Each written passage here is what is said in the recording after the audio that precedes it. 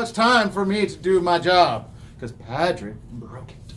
So, welcome back. Hopefully you were all here Saturday. If you weren't, it was Free Comic Book Day. Hopefully you were here. It was a fun one. Even Patrick managed to show up for Yes, a I minute or was. two. We were mostly excited to see Madison, but Patrick, had it all, I guess. But, so down to the business, of course, we got the week, May 9th, got my picks. And I'm going to mix up a little bit, but not really. So first, we're going to start off with my number 3 pick. So number 3, we got Incredible Hulk 716, which is World War Hulk Part 2, another part in it. So right now, Amadeus Cho being the Hulk, a lot of people have hated it. I've been okay with it. I don't mind the different iteration of the Hulk. I don't hold some of these characters in such high regards that they can't be touched or changed. A little bit of change is fun every now and then. I mean, it's the only constant. So right now, in the last storyline, when he was on Sakaar and they were doing Planet Hulk 2, ooh, wow, see what they're doing here. But now we had to see a scene where Amadeus had to let the Hulk mentality take over to pretty much save him from dying. Well, now the Hulk has kind of learned how to play the game a little better, and he has full access to Amadeus' smarts while maintaining his Hulk form. So we're seeing all types of craziness, and now the Hulk is seems to be getting a little bit of revenge for things they've done to him in the past. So I'm a little confused on that, as this is supposed to be Amadeus' version of the Hulk, but apparently the Hulk still remembers what happened when it was with Bruce. So that's what I'm really looking forward to reading this week's issue, and hopefully you guys are too. So moving on, we got Venom 166.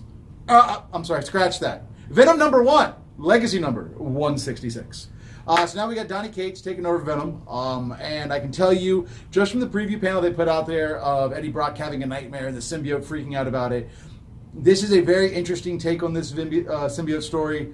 We get Brock back with it, and the symbiote seems to be broken in a way to where Brock is taking antipsychotics to try to keep the symbiote's voice at tame so he can sleep at night and stuff. So with this, we're introduced to a new character, and of course a long line of Marvel retconning we're going to find out about, I'm sure. But we come to find out that there may have been other people wearing symbiotes than the ones we know. Dun, dun, dun. And if you want to piss off the rest of the cast, call them symbiotes. So, see? Yes. Next, my number 1 pick. And if anybody knows what's coming out tomorrow and what I've been picking the first 7 issues, I'm sure you can figure it out. Don't worry, I'll give you a minute. Okay, time's up. It's White Knight, issue 8. This book has been phenomenal. Sean Murphy has single-handedly become one of my favorite creators of all the comic books, following him in his independent work and now with his Batman White Knight culmination. I can tell you without spoiling much, he left the universe open and people want him to do more. With his tasteful picking and choosing of little pieces of all the different Batman mythos and other creators, he developed this amazing story of Joker versus Batman, in which it became they were both needed for Gotham to heal. So the epic conclusion to this, which I do not feel they skimped on the ending in any way or form, which typically I feel endings are kind of half-handed and ham-fisted. So really loving it.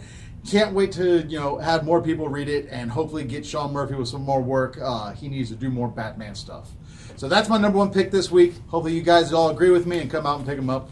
See you next time.